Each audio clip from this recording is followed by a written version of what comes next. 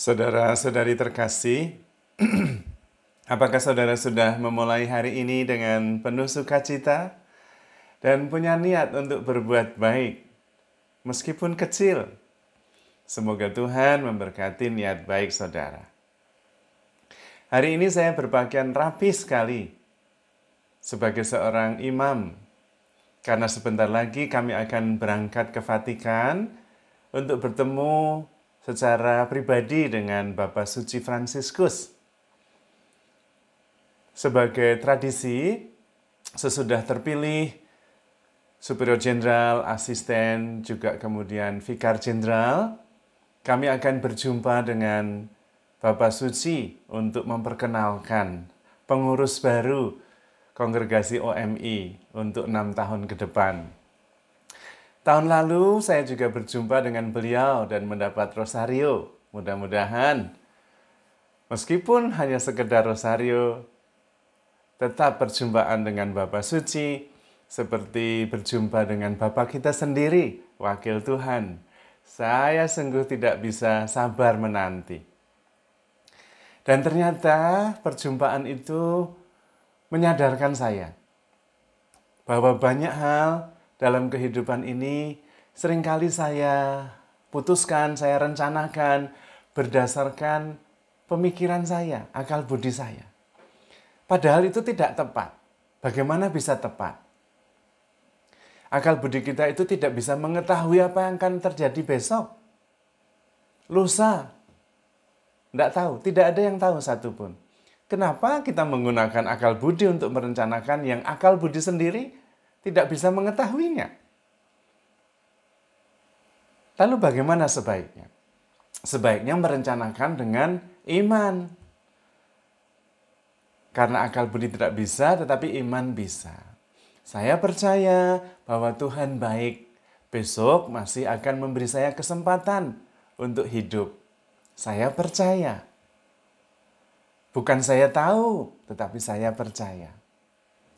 Saya percaya bahwa Tuhan mengampuni dosa-dosa saya.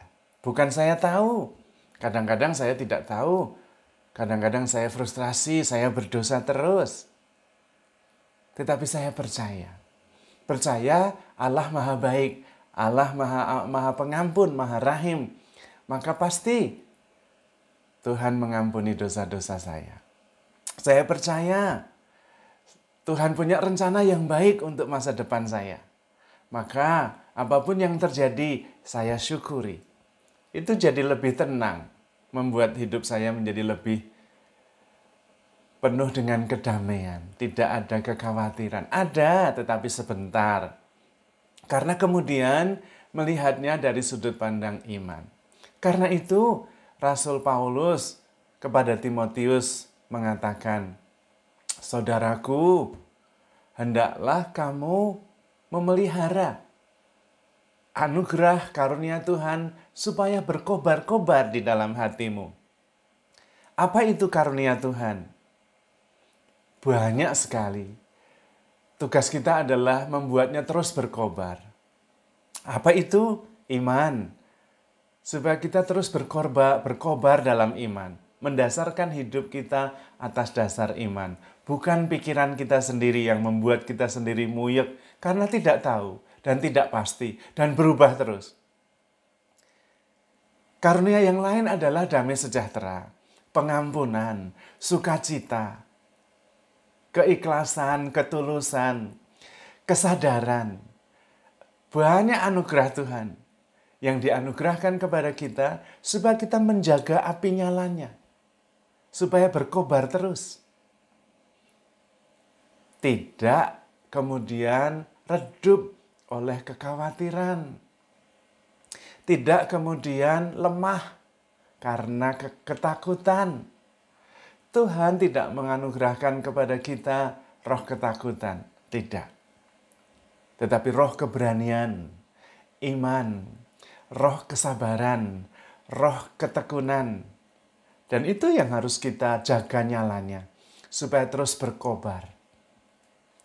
Dan saya bersyukur sekali perjumpaan dengan Bapak Suci akan membuat karunia-karunia yang sudah Tuhan anugerahkan itu berkobar di dalam diri saya. Karunia iman, karunia rasa syukur, karunia pengampunan, karunia damai sejahtera, roh kepercayaan, roh keberanian, semua sudah dianugerahkan oleh Tuhan. Karena itu hari ini saya sungguh-sungguh tidak sabar untuk berjumpa dan kemudian mendapatkan energi iman dari beliau yang suci itu, yang menguatkan, yang meneguhkan. Mudah-mudahan saya masih mendapatkan lagi satu rosario suci dari tangan beliau, yang tentu akan menjadi kenangan indah untuk selamanya bagi saya. Sungguh saya sendiri ketika merenungkan hal ini, Tuhan ingin agar karunia yang telah Tuhan anugerahkan itu berkobar terus di dalam hati saya.